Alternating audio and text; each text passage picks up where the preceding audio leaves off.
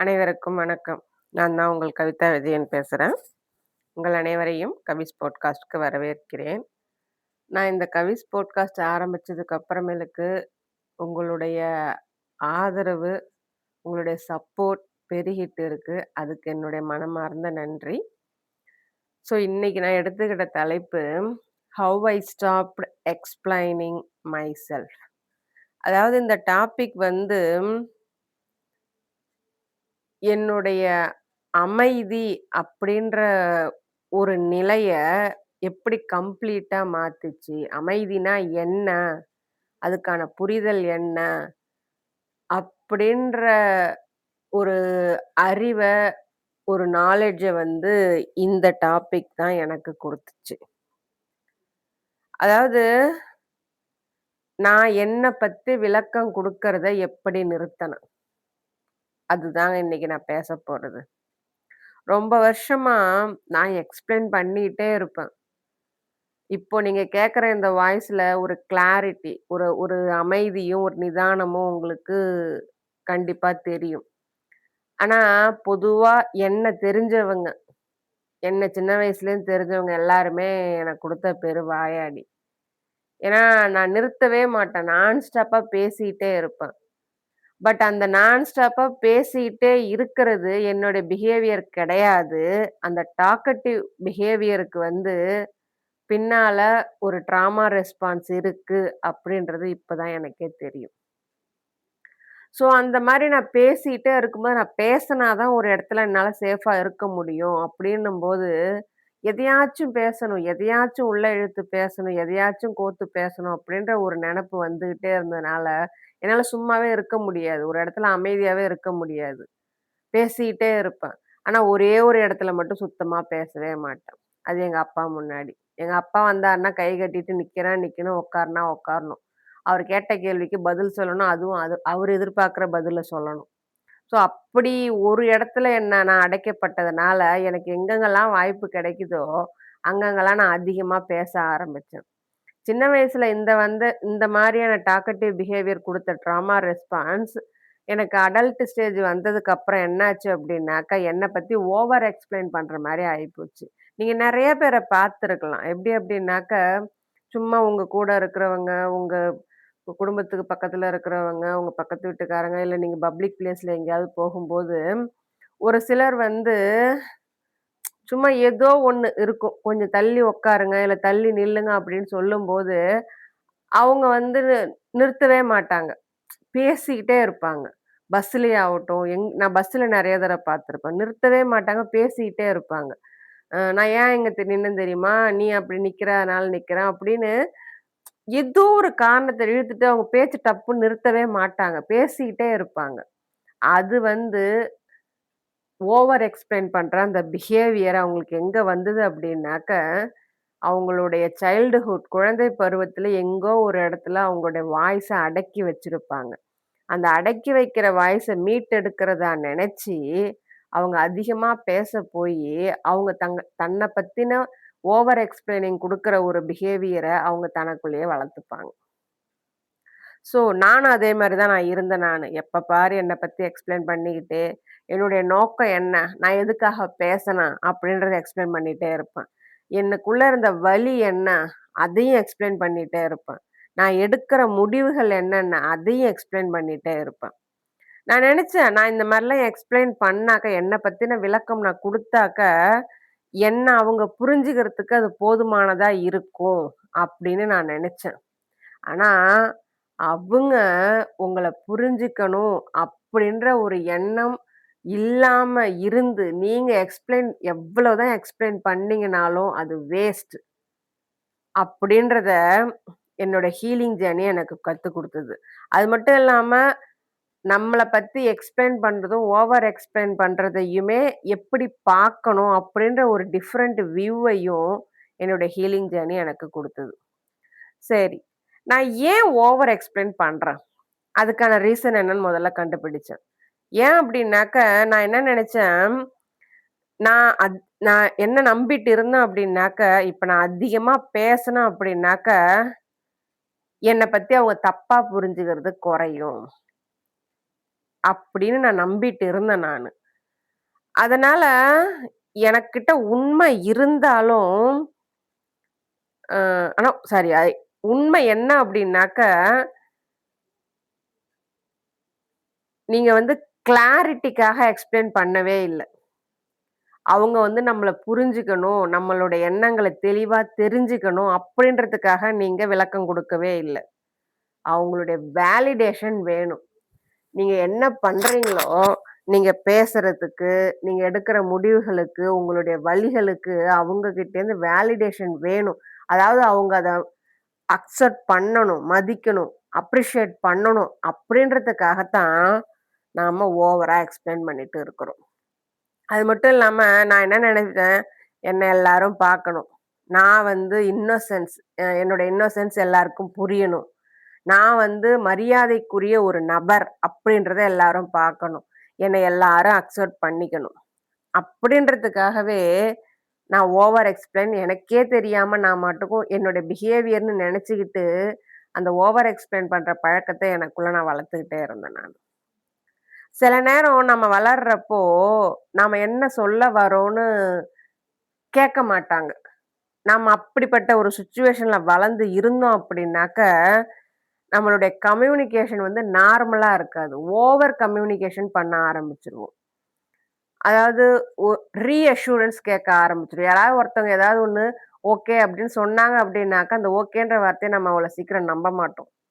திரும்ப திரும்ப ரீஅஷ்யூரன்ஸ் கேட்டுக்கிட்டே இருப்போம். அது நம்மள எதிர்த்தால இருக்கிறவங்களுக்கு நம்ம மேல ஒரு சலிப்ப உண்டு பண்ணும்.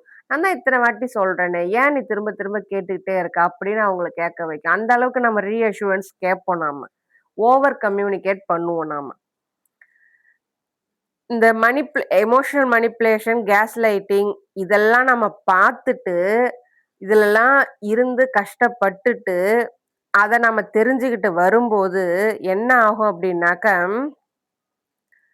இதனால அந்த மேனிப்புலேஷனால, கேஸ் லைட்டிங்னால என்ன ஆகும் அப்டின்னாக்க, மத்தவங்க நம்மள சொல்றதுக்கு முன்னாடி, நாம நம்மள எக்ஸ்ப்ளைன் பண்ணிடணும். அப்படின்ற ஒரு பழக்கமும் வந்துரும். அதாவது, அவங்க வந்து நம்மள சொல்ல போறது கிடையாது. அவங்க வந்து நமக்கு வந்து நம்மள ப்ளேம் பண்ண போறதும் கிடையாது. ஆனா, அவங்க அந்த மாரி சொல்லிடுவாங்களோன்னு நெனச்சு, நாம நம்மள டிஃபெண்ட் பண்ண ஆரம்பிச்சுருவோம். நம்ம பக்கம் எந்த ஒரு தப்பும் இல்ல அப்படின்றத அவங்களுக்கு புரிய வைக்க ஆரம்பிச்சுருவோம். இதுல இன்னொரு விஷயம் என்ன அப்படின்னாக்க, சின்ன வயசுல நான் வந்து ஏதாச்சும் சொல்ல போனேன் அப்படின்னாக்க, அது அவ்ளோ சீக்கிரம் அவங்க நம்ப மாட்டாங்க. நான் சொல்ற வார்த்தைகள் மேல அவங்களுக்கு நம்பிக்கை இருக்காது. அதனால அத திரும்ப திரும்ப கேள்வியா கேட்பாங்க. நான் எது சொல்ல வந்தாலுமே, அத வந்து "நீ ஏன் வந்து சொல்ற?" அப்படின்னு நெனைக்கிற வைக்கிற அளவுக்கு என்ன திரும்ப திரும்ப எனக்கு கேள்விகள் வந்துகிட்டே இருக்கும்.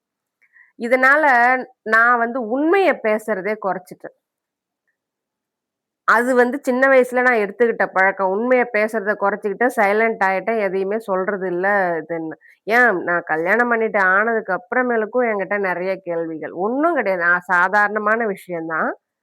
நான் கல்யாணத்துக்கு அப்புறம் ஒரு ஸ்டேஜ்ல நான் ஸ்டடி ஆயிட்டதுக்கு அப்புறம் நான் எங்க பொறந்த வீட்டுக்கு போனதுக்கப்புறம் அவங்க கேட்ட கேள்வி, "நல்லா இருக்கியான்னு?" கேட்டாங்க. "ஆமா, நல்லா இருக்கேன்" அப்படின்னேன். திரும்ப அடுத்த கேள்வி, "நல்லாவா இருக்கிற?" அப்படின்னாங்க. எனக்கு புரியல. ஆமா நல்லா தான் இருக்கிறேன்னு திரும்ப அதுக்கும் அதே பதில் தான் நான் சொன்னேன். "உண்மையிலே நல்லா இருக்கியா?" அப்படின்னாங்க. என்னடா இது நம்ம தான் நல்லா இருக்கோம்னு நம்ம சொல்றோம். அப்புறம் ஏன் அவங்க இந்த கேள்விய திரும்ப திரும்ப கேட்கறாங்க அப்படின்னு எனக்கு புரியல. அப்புறமேலுக்கு அடுத்த கேள்வி, "அதெல்லாம் ஒண்ணும் இல்ல. நான் நல்லா இருக்கேன்னு 3வது தடவையும் சொல்லிட்டேன்." அதுக்கப்புறம் அவங்ககிட்ட வந்த கேள்வி, "வீட்ல ஒழுங்கா பார்த்துக்கிறாங்களா?" இது ஏன் இந்த கேள்வி இப்படி கேட்கறாங்கன்னு எனக்கு தெரியவே இல்ல. ஆனா அவங்க கேட்கிற கேள்விக்கு நான் வந்து திரும்ப திரும்ப எக்ஸ்ப்ளனேஷன் குடுத்துக்கிட்டே இருந்தேன். நான் நல்லா இருக்கேன், நல்லா இருக்கேன் அப்படின்றத அவங்க ஏத்துக்க மாட்டேன்றாங்க. ஏத்துக்க விருப்பமும் கிடையாது அவங்களுக்கு. கடைசியா அவங்க கேட்கிற கேள்வி, வீட்ல பிரச்சனை இருந்துச்சே, அந்த பிரச்சனைலாம் சரியா போயிடுச்சா? உங்க வீட்டுக்காரர் இப்படி பண்ணாரே, இதெல்லாம் சரியா போயிடுச்சா?" ஏன்னா, நான் நல்லா இருக்கேன்னு ஓப்பனா சொல்றேன், சத்தமா சொல்றேன். ஆனா, அத அவங்க நம்பாம, திரும்ப திரும்ப அந்த கேள்விய கேட்கறாங்க. அவங்க கேட்கிற கேள்வியில நான் புரிஞ்சுகிட்டது, எனக்கு ஏதோ பிரச்சனை இருக்குன்னு நான் சொல்லணும்னு அவங்க எதிர்பார்க்கறாங்க அப்படின்றத நான் தெரிஞ்சுக்கிட்டேன். ஆனா சராசரியா ஒரு பொறந்த வீட்ல ஒரு பொண்ண வந்து கேட்கிற கேள்விகள் இதுவான்னா கண்டிப்பா கிடையாது. அந்த பொண்ணு வாயில நல்லா இருக்குன்னு ஒரு வார்த்தை சொல்லிட்டா போதும்னு தான் எதிர்பார்ப்பாங்க. ஆனா, என் வீட்ல அந்த மாரி இல்ல. இது 1 தடவ 2 தடவ நடக்கல. நான் போற ஒரு தடவையும் நான் நல்லா இருக்குன்னு சொல்றேன் ஒரு தடவையும். ஃபோன் பண்ணி பேசினா நல்லா இருக்கேன்னு சொன்னாக்கா, அந்த வார்த்தைய அவங்க நம்ப மாட்டாங்க. என்கிட்டேருந்து நான் நல்லா இல்ல அப்படின்ற வார்த்தை வராதான்ட்டு 1000 கேள்விய மாத்தி மாத்தி கேட்பாங்க. இது பொதுவா நார்சிஸ்டிக் டைனாமிக்ஸ் உள்ள குடும்பத்தில நடக்கிறது தான் இது. ஆ இது ஒண்ணாச்சு. இன்னொன்னு வந்து, அ உண்மைய பேசறது அதான் சொன்னேனே, என்னுடைய வார்த்தைகள அவங்க நம்ப மாட்டாங்கன்னு எனக்கு தெரிஞ்சதுனால, நான் உண்மைய பேச நிறுத்திட்டேன். இது என்னாச்சு வளர்ந்ததுக்கு அப்புறமேலுக்கு, ஏதோ ஒரு வருதுன்னு நான் ஏதோ ஒண்ணு லேட் ஆயிடுச்சு. ஒரு இடத்துக்கு நான் போறதுக்கு லேட் ஆயிடுச்சு. இல்ல வீட்டுக்கு திரும்பி வரதுக்கு லேட் ஆயிடுச்சு அப்டின்னாக்கா, என் என் மைண்ட் எப்படி சிந்திக்கும் அப்டின்னாக்க, நம்ம லேட்டான ஒரிஜினல் காரணத்த சொன்னா நம்புவாங்களா? இல்ல அவங்க நம்புற மாரி நம்ம வேற ஏதாவது காரணம் சொல்லணுமா? அப்படின்னு நான் பொய்யும் சொல்லியிருக்கேன் நானு. ஆனா அப்படி நான் பொய் சொன்னது, எனக்கு அந்த நேரத்துல வேணா ரிலீஃபா இருந்துச்சே ஒழிய, எனக்குள்ள அது அரிச்சுக்கிட்டே இருந்துச்சு. என்னடா இது நம்ம ஏன் பொய் சொல்றோம் நாம? நம்ம உண்மைய சொல்லியிருக்கலாமே! அப்படின்னு அந்த நேரத்துல நான் எனக்கு வந்து ஒரு இரிட்டேஷனா இருந்துச்சு. ஸோ இதுவும் இந்த மாதிரி நீங்க பண்றதும், அதாவது உண்மைய திரிச்சு பேசுறது, உண்மைய மறைக்கிறது, இது நீங்க வந்து வேணும்னே பண்றது கிடையாது. உங்களுடைய சைல்ட்ஹுட் பிஹேவியர் உங்கள அந்த மாரி மாத்துது. நீங்க மைண்ட்ல வந்து என்னதான் நாம நல்லபடியா பேசணும், நம்ம உண்மைய சொல்லணும் அப்படின்ற ஒரு எண்ணம் வந்தாலும், உங்கள அது திரிச்சு இந்த ஓவர் எக்ஸ்பிளைன் பண்ற பழக்கத்துக்கு கொண்டுட்டு போறதுக்கு காரணம் இதுதான். உங்களுடைய வாய்ஸ் டோன் நான் ஏன் இப்படி சத்தமா பேசுறேன்? அப்படின்றத நீங்க எக்ஸ்பிளைன் பண்ணுவீங்க. நீங்க அதான் நான் சொன்னேனே, இப்ப ஏதோ ஒண்ணு வந்து லேட் ஆயிடுச்சு அப்டின்னாக்கா, லேட் ஆயிடுச்சு அதுக்கான காரணத்த சொல்லி உட்டுருவோம்ன்னு கிடையாது. நம்ம லேட் ஆயிடுச்சு, அதுக்கான காரணத்த சொல்லிடுவோம். திரும்ப திரும்ப அந்த காரணத்த நாம எக்ஸ்பிளைன் பண்ணுவோம். ஏன்னாக்கா, அவங்க நம்மள தப்பா நெனச்சிடக் கூடாது. நம்ம தப்பா புரிஞ்சுக்க கூடாது. ஜட்ஜ் பண்ணிடக் கூடாது. நம்மள வந்து டிஸ்ரெஸ்பெக்ட்டா நெனச்சிடக் கூடாது அப்டின்றதுக்காக. அதே மாரி நம்மளுடைய பவுண்டரீஸையும் எக்ஸ்பிளைன் பண்ணிட்டே இருப்போம். நான் யார் தெரியுமா? நான் எவ்ளோ ஸ்ட்ராங் தெரியுமா? என்னோட பலம் என்னன்னு தெரியாம இருக்கியா? அப்படின்னு நம்மளுடைய பவுண்டரீஸ வந்து நம்ம ஃபாலோ பண்ணாம எக்ஸ்பிளைன் பண்ணிட்டே இருப்போம். நமக்கு நாமே லாயரா மாறிடுவோம். நம்ம பண்ற தப்பு இருந்தாலும், நம்ம அந்த ஈகோ ஒத்துக்க விடாம நமக்கு நாமே லாயரா மாறிடுவோம் நாம. அதாவது அடுத்தவங்களுடைய திங்கிங் நம்மள பத்தி அடுத்தவங்க திங்கிங் என்ன பண்ணணும் அப்படின்றத நாம முடிவு பண்ணிட்டு நாம பேசுவோம். பட் ஆனா அவங்க என்ன பண்றாங்க? என்ன திங்க் பண்றாங்க? என்ன சொல்லுவாங்க? நம்மள பத்தி என்ன நினைக்கிறாங்க? நமக்கு தெரிய வாய்ப்பில்ல. ஆனா அவங்க நம்மள எப்படி திங்க் பண்ணுவாங்கன்னு நெனச்சுக்கிட்டு நாமளே நம்மள ஓவரா எக்ஸ்பிளைன் பண்ணி நமக்கு நாமே லாயரா மாறிடுவோம். இது ஒரு கட்டத்துல ரொம்ப எமோஷனல் எமோஷனல் ஆயி வெடிக்கிற நிலைமைக்கு ஒரு நேரத்துல தாங்க முடியாது. நீங்க எவ்வளோதான் உண்மைய மறைக்க, உங்கள அது உள்ளுக்குள்ள இருக்கவே விடாது. ஒரு நேரத்துல கண்டிப்பா வெடிக்கும். எனக்கு இந்த மாரி ஒரு வந்துச்சு. அந்த ஒரு எமோஷனல் எக்ஸாஷன் வந்துச்சு. அந்த நேரத்துல தான் எனக்கு சில விஷயங்கள் புரிய ஆரம்பிச்சது. ஆனா எனக்கு புரிய வந்த அந்த விஷயங்கள் ரொம்பவும் வலி மிகுந்த விஷயங்களாவும் இருந்துச்சு. என்ன அப்படின்னாக்கா நான் எவ்வளவுதான் பொறுமையா, அமைதியா எக்ஸ்பிளைன் பண்ணாலும், எவ்வளவுதான் மரியாதையோட பேசனாலும், அந்த அவுட்கம் சேஞ்ச் ஆச்சான்னா, கண்டிப்பா சேஞ்சே ஆகல. எது நடந்துறக்கூடாது அப்படின்னு நெனச்சுக்கிட்டு நான் ஓவர் எக்ஸ்பிளைன் பண்றேனோ, அதுதான் அங்க நடந்துட்டு இருந்துச்சு. ஏன்னாக்க, யார் நம்மள தப்பா புரிஞ்சுகிட்டு, இல்ல புரிஞ்சுக்கவே கூடாதுன்னு நெனைக்கிறாங்களோ, அவங்கள்ட்ட நாம எக்ஸ்பிளைன் பண்றது வேஸ்ட். அது எனக்கு அப்ப புரியல. ஆனா இப்ப தான் புரியுது. நான் கடந்து வந்த பாதைய திரும்பி பார்க்கும்போது, நான் இந்த ஓவர் எக்ஸ்பிளைன் பண்ற பிஹேவியர திரும்ப ரீஆர்கனைஸ் பண்ணும்போது தான், இதனால நான் என்னென்ன பாதிப்புகள் பட்டேன், நான் என்னென்ன புரிஞ்சுக்க வேண்டியது இருந்துச்சு அப்படின்றது அப்பதான் எனக்கு தெரிஞ்சது. ஆனா, மக்கள் உங்கள புரிஞ்சுக்கிறவங்களுக்கு நீங்க அவ்ளோ பெருசா விளக்கம் குடுக்கணுன்ற அவசியமே கிடையாது. இந்த ரியலைசேஷன் தான் என்ன ரொம்ப டீப்பா யோசிக்க வச்சுது. என்ன அப்டின்னாக்க, நான் என்னுடைய உண்மைய எடுத்து சொல்லணும் அப்படின்றதுக்காக நான் ஓவர் எக்ஸ்பிளைன் பண்ணல. பயத்தினால ஓவர் எக்ஸ்பிளைன் பண்றேன். என்ன பயம் அப்டின்னாக்க, என்ன ரிஜெக்ட் பண்ணிடுவாங்களோ! என்ன இக்னோர் பண்ணிடுவாங்களோ! என்ன விட்டுட்டு போயிடுவாங்களோ! இல்ல எனக்கு எதுவும் செய்ய மாட்டாங்களோ! இல்ல என்ன பார்க்க மாட்டாங்களோ! இல்ல எனக்கான எந்த ஒரு மரியாதையும் குடுக்க மாட்டாங்களோ! என்ன தப்பா பார்த்துருவாங்களோ! இந்த உறவ நான் இழந்துருவனோ! இல்ல இந்த இவங்களுக்கு எனக்கும் உள்ள அந்த கனெக்ஷன நான் இழந்துருவேனோ! அப்படின்ற பயத்தினால தான் அவங்கள எப்படியாவது நம்ம கூட தக்க வச்சுக்கணும். ஆ அவங்க நம்மள விட்டு போயிடக்கூடாது அப்படின்ற அந்த பயத்தினால தான் நான் ஓவரா எக்ஸ்பிளைன் பண்ணிட்டு இருந்திருக்கிறேன். ஆனா இந்த மாரி ஓவரா எக்ஸ்பிளைன் பண்றது ஒரு கட்டத்துல நானே என்ன இழக்கிற அளவுக்கு வந்துருச்சு. எனக்கே தெரியல. ஒரு கட்டத்துல ஏன்டா இந்த மாரி நம்ம எக்ஸ்பிளைன் பண்றோம்? எக்ஸ்பிளைன் பண்ணியும் நமக்கு எந்த ஒரு இதுவும் இல்லையே! ஒரு மரத்துக்கிட்ட பேசுற மாரி இருக்குதே! ஒரு கல்லுகிட்ட பேசுற மாரி இருக்குதே! இல்ல எவ்வளோதான் எக்ஸ்பிளைன் பண்ணாலும் புரிஞ்சுக்கிறேன், புரிஞ்சுக்கிறேன்னு சொல்லிட்டு, திரும்ப திரும்ப அவங்க அதே பிஹேவியர கன்டின்யூ பண்றாங்களே! அப்படின்னு ஒரு கட்டத்துல என்னையே நான் இழக்கிற அளவுக்கு ஒரு சிச்சுவேஷன் வந்து போச்சு. இது எனக்குள்ள என்ன ஆயிடுச்சு அப்படின்னாக்க, அ ஒரு எக்ஸ்ப்ளோஷன் ஒரு எமோஷனல் எக்ஸ்ப்ளோஷன குடுத்துச்சு ஒரு கட்டத்துல. ஸோ அப்பதான் நான் யோசிச்சேன் நானு. எனக்குள்ள என்ன மாறியிருக்கு? இத நான் புரிஞ்சுகிட்டேன், தெரிஞ்சுகிட்டேன்.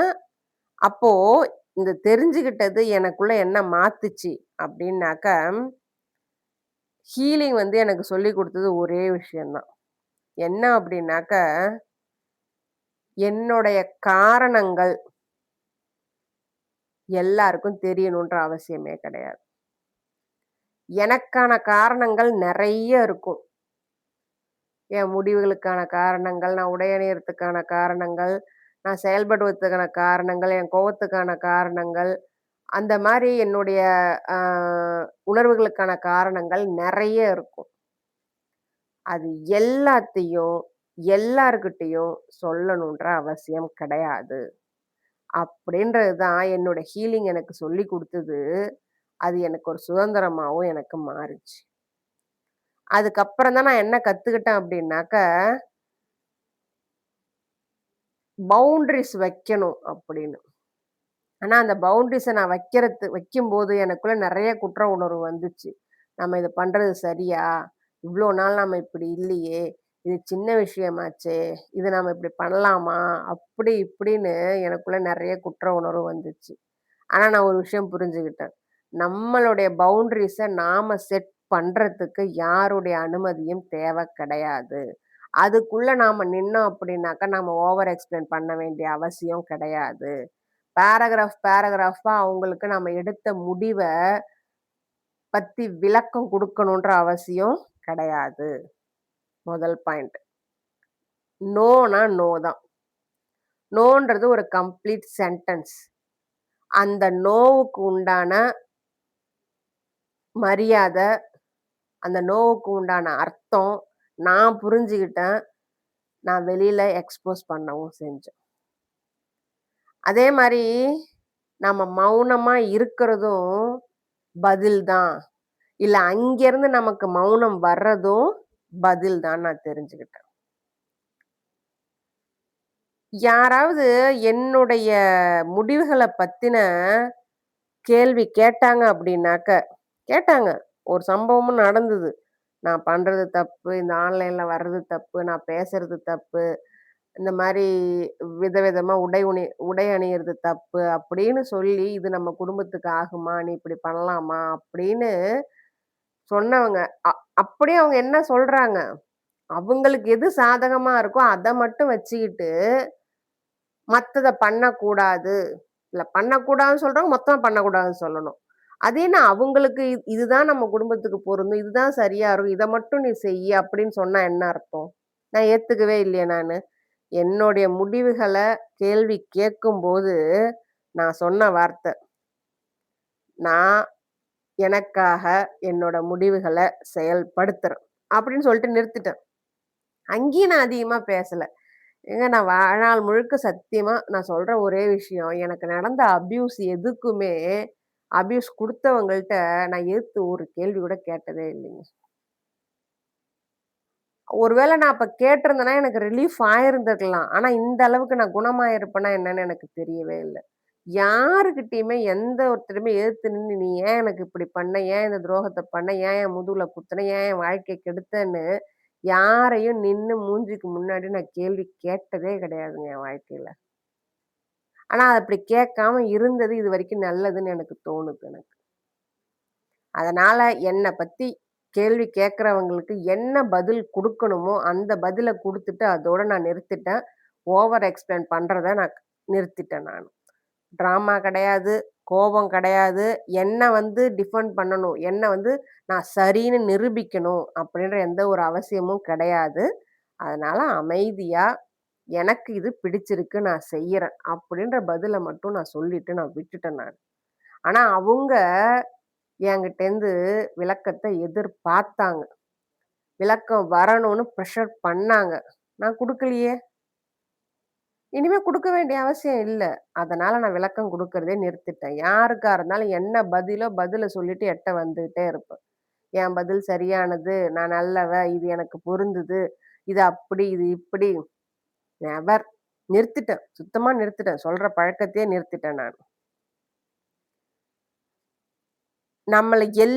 நம்மள சுத்தி இருக்கிற எல்லாரும் புரிஞ்சுக்கணும் அப்படின்றத விட, நம்ம மன அமைதி என் மன அமைதி முக்கியன்றதுனால, நான் என்ன சொல்லணுமோ, அத சொல்லிட்டு, அடுத்த வார்த்தை பேசாம நிறுத்த ஆரம்பிச்சேன். ஆனா, எப்பலாம் நான் என்ன பத்தி எக்ஸ்பிளைன் குடுக்கறத நிறுத்த ஆரம்பிச்சேனோ, அப்போ எனக்குள்ள குற்ற உணர்வு அதிகமாச்சு. நான் எந்த தப்பும் பண்ணலையே! அப்புறம் எதுக்கு எனக்குள்ள குற்ற உணர்வு வரணும்? என்ன நெனச்சாங்க, நான் ரொம்ப ரூடா பிஹேவ் பண்றேன். நான் ஒரு மாரி கோல்டா பிஹேவ் பண்றேன். ஏன் ஏன் நான் ஏதோ மாறுன மாரி இருக்குது. நான் இந்த மாரி கிடையாது. அப்படின்னு எனக்கும் ஃபீல் ஆச்சு. எனக்கும் ஃபீல் ஆச்சு. ஏன் அப்படின்னாக்க, இந்த இடத்துல நான் புரிஞ்சுகிட்ட ஒரு விஷயம், நான் ரொம்ப அரகன்ட்லாம் கிடையாது. ஆனா என்ன நான் ரெகுலேட் பண்றேன். நான் ரொம்ப ரூடானவ, மத்தவங்கள எதிர்த்து பேசி, மத்தவங்கள அசிங்கப்படுத்தி அந்த மாரி பண்றவ கிடையாது. நான் என்ன நான் செக்யூர் பண்ணிக்கிறேன். என்ன நான் செக்யூர் பண்ணும்போது, மத்தவங்களுடைய அப்ரூவல் எனக்கு தேவைப்படல. அதனால நான் எக்ஸ்பிளைன் பண்றத எப்ப நிறுத்துனனோ, அப்பவே என்ன நான் சுருக்கிக்கிறதையும் அந்த இடத்துல நான் நிறுத்திட்டேன் நானு. என் முடிவுகளுக்காக நான் நின்னேன். அமைதியா நின்னேன். என் முடிவுகள எடுத்து சொல்லிட்டு, இதுதான் என்னுடைய முடிவுன்னு சொல்லிட்டு நின்னேன்.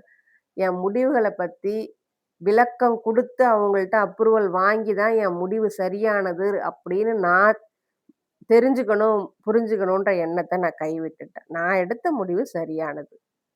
உங்களுக்கு பிடிக்கலன்னா அது என் பிரச்சனை கிடையாது. எனக்கு பிடிச்சிருக்கு நான் செய்யறேன். அவ்வளோதான் முடிஞ்சு போச்சு. இதுக்கு மேல அடுத்த வார்த்தை நான் பேசவே இல்ல. ஆனா நான் பேசணும்னு எதிர்பார்த்தாங்க, ட்ரிகரும் பண்ணாங்க. ஆனா நான் பேசல.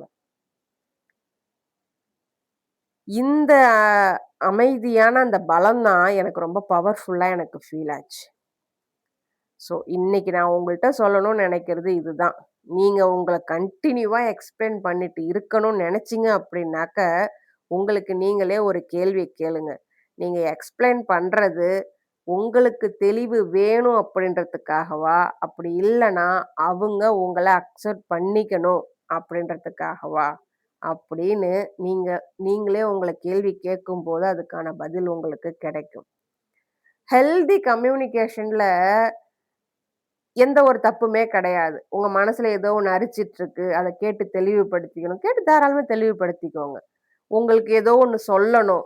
சொல்ல வேண்டிய கட்டாயம். என்னால உள்ளுக்குள்ள வச்சிருக்க முடியல. தாராளமா சொல்லிடுங்க. தப்பே கிடையாது. உள்ளுக்குள்ள அழுத்தி வைக்க வைக்க பாட்டில்ல பண்ண பண்ண தான் அது இன்னும் நமக்குள்ள அந்த ஃபீலிங்ஸ வந்து ரணமாக்குமே தவிர, நம்ம ஓப்பன் அப் பண்றது தப்பே கிடையாது. அந்த ஹெல்தி கம்யூனிகேஷன நம்ம வளர்த்துக்கிறது நல்லது. ஓவர் எக்ஸ்ப்ளைன கட் பண்றது ரொம்பவும் நல்லது. நீங்க ஒருத்தவங்கள்ட்ட பேசிட்டு இருக்கும்போது, எவ்வளோதான் பேசி, எவ்வளோதான் பண்ணி அவங்கள கன்வின்ஸ் பண்ண வைக்க முடியல, அவங்கள புரிஞ்சுக்க வைக்க முடியல. நம்ம சொல்ற எதுவுமே அவங்க எடுத்துக்க ட்ரை பண்ண மாட்டேன்றாங்க. நம்ம பக்கமே திரும்பி பேக் ஃபயர் அடிக்கிறாங்க அப்டின்னாக்க, தயவு செஞ்சு இந்த இடத்த விட்டு விலகிடுங்க. அங்க நீங்க வின் பண்ணணும் அப்படின்றது முக்கியமே கிடையாது. நீங்க உங்க மன அமைதியோட எட்ட வர்றது தான் முக்கியம். அங்க வின் பண்ணி என்ன மெடலா வாங்க போறீங்க? புரிஞ்சுக்காதவங்கள புரிஞ்சுக்க வச்சு மெடலா வாங்க போறீங்க? ஒண்ணுமே கிடையாது. அப்படியே விட்டுட்டு வாங்க. அவங்க புரிஞ்சுக்கவே வேண்டாங்கிறேன் நானு. நீங்க எவ்வளோ எடுத்து சொல்லியும் புரிஞ்சுக்கலையா? வேண்டாம். அதுக்காக நீங்க உங்கள எக்ஸ்ப்ளைன் பண்ணி நீங்க ட்ரெயின் ஆகணுன்ற அவசியம் கிடையவே கிடையாது. அவங்கள அவங்க வந்து ஒரு முடிவுல இருப்பாங்க. அந்த முடிவுல எப்படியாவது மாத்திர முடியும். நீங்க முயற்சி பண்ணீங்க அப்படின்னா, உங்க முயற்சி தோல்வியில தான் முடியும். புரியுதுங்களா? நான் என்னோட மன அமைதி முக்கியம். அதுக்காக நான் சில வார்த்தைகள யூஸ் பண்ணா போதும். என்னுடைய எமோஷனல் ஸ்டெபிலிட்டி தான் எனக்கு முக்கியம். அதனால நான் பெர்ஃபார்ம் பண்ண வேண்டிய அவசியம் இல்ல. அப்படின்னு நான் முடிவு பண்ணதுனால தான், என்ன பத்தி எக்ஸ்பிளைன் பண்றத நிறுத்திட்டு, என் மன நிம்மதியோட இப்ப நான் வாழ்ந்துட்டு இருக்கிறேன் நான். இதுதான் என்னுடைய ஹீலிங் ஜர்னி எனக்கு கத்துக் குடுத்த பாடம். இந்த எபிசோடு உங்களுக்கு கனெக்டடா இருந்துச்சு அப்படின்னாக்க, உங்களோட எண்ணங்கள் என்ன அப்படின்றத என்னோட கமெண்ட்ல சொல்லுங்க. உங்களுடைய ஒரு ஒரு கமெண்டையும் நான் படிக்கிறேன். அதுக்கான விளக்கத்தையும் நான் குடுத்துட்டு இருக்கிறேன். உங்களுடைய பயணமும் ரொம்ப முக்கியமானது. அதுக்கான முடிவுகள எடுங்க. தயவு செய்து ஓவர் எக்ஸ்பிளைன் பண்றத நிறுத்துங்க. இந்த எபிசோட முடிக்கிறதுக்கு முன்னாடி, உங்கள்ட்ட நான் ஒரு விஷயம் ஒண்ணு சொல்லணும்னு நெனைக்கிறேன். என்ன அப்டின்னாக்க, எனக்கு வந்து கொஞ்ச நாளாவே வந்து நெறைய சிஸ்டர்ஸ் வந்து பிரைவேட்டா கால் பண்றாங்க, மெசேஜ் பண்றாங்க. அவங்களுடைய கன்ஃப்யூஷன் எனக்கு ஷேர் பண்றாங்க. அவங்களுடைய எமோஷனல் ட்ரிக்கர்ஸ் என்ன? சைலன்ட் பேட்டில் என்ன? அப்படின்றத நெறைய பேர் என்கிட்ட சொல்றாங்க. ஏன்னா, இத்தன நாளா அவங்க உள்ளுக்குள்ள போட்டு அடக்கி வச்சிருந்தது என்னுடைய பாட்காஸ்ட் மூலியமா அவங்களுக்கு வந்து என்கிட்ட ஒரு சேஃப்டி ஸ்பேஸ் அவங்க ஃபீல் பண்ணதுனால, இத பண்றாங்க. என்கிட்ட பேசுனதுக்கு அப்புறமேலுக்கு அவங்க எனக்கு குடுத்த ரெஸ்பான்ஸ், ஃபீட்பேக் என்ன அப்டின்னாக்கா, நான் கொஞ்சம் கிளாரிட்டி எனக்கு கிடைச்சிருக்குது. நான் கொஞ்சம் லைட்டா ஃபீல் பண்றேன். அ நான் என் மேல தான் ஏதோ தப்பு இருந்ததுன்னு நெனச்சுட்டு இருந்தேன். பட் ஆனா இப்ப என்ன நானே புரிஞ்சுக்க ஆரம்பிச்சுக்கிறேன். அப்படின்னு எனக்கு வந்து அவங்களுடைய ஃபீட்பேக் இருக்குது. இது எனக்கு ஒரு விஷயத்த புரிய வச்சுது. நெறைய பெண்கள் வந்து அவங்க கேட்கணும்னு தோணி, அவங்களுக்கு அந்த கேட்கணுன்ற தைரியம் இருக்கிறதுனால எனக்கு கால் பண்ணி கேட்டு அவங்க தெளிவுட்டுக்கிறாங்க. பட் ஆனா இன்னும் நெறைய பேருக்கு வந்து இந்த அவேர்னஸே இல்லாம இருக்கு. அதுக்காக என்கிட்ட நான் பேசணும், என்கிட்ட தான் கேட்டு கிளியர் பண்ணிக்கணும்னு அப்படி நான் சொல்ல வரல. பட் இன்னமும் ஷையா நெறைய பெண்கள் இருக்கத்தான் செய்யறாங்க. ஸோ, அதனால எனக்கு ஒரு ஐடியா என்ன தோணுச்சு அப்டின்னாக்க, அவங்களுக்கு தேவையானது ஒரு சேஃப்டி ஸ்பேஸ். எனக்கு வந்து அவங்களுடைய தேவைகள புரிஞ்சுக்கவும் முடியுது என்னால. ஸோ, அவங்களுக்கு அவங்களுடைய வலிகள தீர்த்து வைக்கிற சொல்யூஷன் அவங்களுக்கு தேவல்ல. அவங்களுக்கு மட்டும் இல்ல நமக்கும் தான். நம்ம வலிகள யாராவது வாங்கிட்டா தேவலாம், அப்படின்ற எண்ணம் நம்ம யாருக்குமே கிடையாது. நாம சொன்னோம் அப்படின்னாக்க, நம்ம வலிகள வேலிடேட் பண்ற ஒரு இடம். ஆமா, உங்களுக்கு வலிக்கும் தான். எனக்கு இந்த வலி என்னன்னு புரியும். உங்க வலி என்னன்னு நான் உணர்றேன். அப்படின்னு யாராவது ஒருத்தர் சொல்ல மாட்டாங்களா? அப்படின்றது தான் அவங்களுடைய எதிர்பார்ப்பா இருக்குது. ஸோ, அதனால நான் என்ன முடிவு பண்ணேன் அப்படின்னாக்க, ஒரு சின்ன குரூப் ஒண்ணு WhatsApp குரூப் ஒண்ணு கிரியேட் பண்ணலாம் அப்படின்னு முடிவு பண்ணேன். பட் அதுல வந்து சத்தம், நாய்ஸ் இருக்காது. அ புரளி பேசுறது. அதாவது அ நான் கஷ்டப்படுறதுக்கு இவங்க தான் காரணம். நான் கஷ்டப்படுறதுக்கு இவங்க தான் காரணம். அப்படின்னு மத்தவங்க மேல ப்ளேம் பண்ற, அக்யூஸ் பண்ற, காசிப் குடுக்குற குரூப்பாவும் அது இருக்காது. ஸோ நான் ஒரு சின்ன WhatsApp குரூப் கிரியேட் பண்ணியிருக்கிறேன். இன்னொன்னையும் சொல்லிடுறேன். நான் வந்து ஒரு தெரபிஸ்ட் கிடையாது. ஒரு ஹீலரும் கிடையாது. நான் வந்து உங்களுடைய சொல்யூஷனுக்கு உங்களுடைய ப்ராப்ளத்துக்கு எந்த ஒரு சொல்யூஷனும் குடுத்து ஃபிக்ஸ் பண்ண போறதும் கிடையாது. ஸோ இங்க நான் என்ன பண்ண போறேன் அப்படின்னாக்க, இந்த பேட்டர்ன் என்ன? நாம ஹீல் ஆகாம இருக்கிறதுக்கு, நம்மளுடைய பெயினுக்கு இருக்கக்கூடிய இந்த பேட்டர்ன் என்ன? இந்த சைக்காலஜிக்கல் ஸ்ட்ரக்சர் என்ன? அப்படின்றத நான் உங்களுக்கு ஷேர் பண்ணுவேன். என்னோட எக்ஸ்பீரியன்ஸ் மூலியமா நான் உங்களுக்கு இந்த குரூப்ல ஷேர் பண்ணுவேன். இந்த குரூப் வந்து தன்னோட ட்ரிக்கர்ஸ் என்ன? அப்படின்னு புரிஞ்சுக்க விரும்புறவங்களுக்கும், என்ன சுத்தி இருக்கிற ரிலேஷன்ஷிப்ல ஒரு கிளாரிட்டி எனக்கு வேணும். நான் எந்த ஸ்டேஜ்ல நிக்கிறேன் அப்படின்னு ஒரு கிளாரிட்டி எனக்கு வேணும். அப்படின்னு விரும்புறவங்களுக்கும், என்னோட எமோஷனலா குரோத் ஆகணும்னு நான் நெனைக்கிறேன். நான் வந்து லைஃப்ல செட்டில்டு. பட் என்னோட எமோஷனல் மெச்சூரிட்டி இல்ல, எமோஷனல் ஸ்டெபிலிட்டி இல்ல அப்படின்றவங்க, எமோஷனல் குரோத் வேணும் அப்படின்னு நெனைக்கிறவங்களுக்கு. அப்படி இல்லனாக்க, நம்மள வந்து யாரும் ஜட்ஜ் பண்ண மாட்டாங்க. நாம இவங்கள்ட்ட போய் இத சொல்லலாம் அப்படின்றவங்களுக்கு, ஒரு சேஃப்டி ஸ்பேஸா இந்த குரூப் இருக்கும் அப்படின்றதுக்காக இந்த குரூப் நான் கிரியேட் பண்ணியிருக்கிறேன். பட் ஆனா இந்த குரூப் வந்து 24/7 கிடையாது.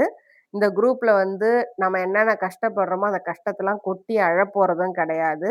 இதுல வந்து ஒருத்தர ஒருத்தர் அதாவது நான் லீடர், நீங்க எனக்கு கீழ இருக்கீங்க அப்படின்ற யாரும் யாரையும் இங்க டிபெண்ட் பண்ணி இருக்க போறதும் கிடையாது. இந்த குரூப்ல அந்த டிபெண்டன்சி அப்படின்றதும் கிடையாது.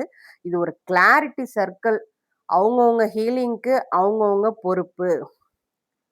அந்த ஹீலிங்க்கு தேவைப்படுற ஸ்பேஸு, சப்போர்ட்டு, அவேர்னஸ் அது இந்த குரூப்ல உங்களுக்கு கிடைக்கும். நான் ஏன் இந்த இந்த அறிவிப்ப வந்து என்னுடைய பாட்காஸ்ட் லாஸ்ட்ல சொல்றேன் அப்படின்னாக்க, நீங்க இந்த பாட்காஸ்ட்ட கடைசி வரைக்கும் கேட்டுட்டு வந்திருந்தீங்கன்னா, கண்டிப்பா இந்த வாட்ஸ்அப் குரூப் உங்களுக்கு ஹெல்ப் பண்ணும். அதனால தான் கடைசி வரைக்கும் இந்த பாட்காஸ்ட்ட கேட்கறவங்களுக்காகத்தான் இந்த வாட்ஸ்அப் குரூப் அப்படின்றத நான் தெளிவுபடுத்திடுறேன். நான் வந்து இத வந்து தனியா வேற எங்கேயுமே நான் எக்ஸ்பிளைன் பண்ணவே இல்ல. சப்போஸ் உங்களுக்கு இதுல சேரணும் அப்படின்னு விருப்பம் இருந்துச்சு அப்படின்னாக்க, இந்த வாட்ஸ்அப் குரூப்ப பத்தின தகவல் நான் சொன்னது எல்லாத்தையுமே தெளிவா கேட்டு புரிஞ்சுகிட்டு, நீங்க எனக்கு என்னுடைய வாட்ஸ்அப் நம்பர் பயோல இருக்கு. கே அ எனக்கு வாட்ஸ்அப்ல இன்ட்ரஸ்டட் அப்படின்னு எனக்கு மெசேஜ் பண்ணுங்க. ஸோ இங்க வந்து இது ரொம்ப லிமிட்டடான, ஸ்மாலான குரூப் தான். இன்னும் இந்த குரூப்ப பத்தி நீங்க தெரிஞ்சுக்கணும் அப்படின்னாக்கா, நான் வாட்ஸ்அப்ல வந்து நீங்க இன்ட்ரஸ்டட் அப்படின்னு கமெண்ட் எனக்கு மெசேஜ் பண்ணதுக்கு அப்புறமேலுக்கு உங்களுக்கு அந்த முழு தகவலையுமே நான் சொல்றேன். அதே மாரி இந்த குரூப் வந்து வாரத்துல 4 மணி நேரம் தான் ஓப்பன்ல இருக்கும். அதாவது திங்கள், புதன், வெள்ளி 9 டூ 10 இந்த குரூப் வந்து ஓப்பன்ல இருக்கும். ஞாயித்துக்கிழமை 1 மணி நேரம் லைவ் சேட் குடுக்க போறேன். ஸோ இந்த 3 நாள்ல திங்கள், புதன், வெள்ளி இந்த 3 நாள்ல அந்த 1 மணி நேரத்துல என்ன நடக்கும் அப்படின்னாக்க, நீங்க தெரிஞ்சுக்க வேண்டிய விஷயங்கள் பத்தி ஒண்ணு ஒண்ணா நான் உங்களுக்கு எக்ஸ்பிளைன் பண்ணுவேன்.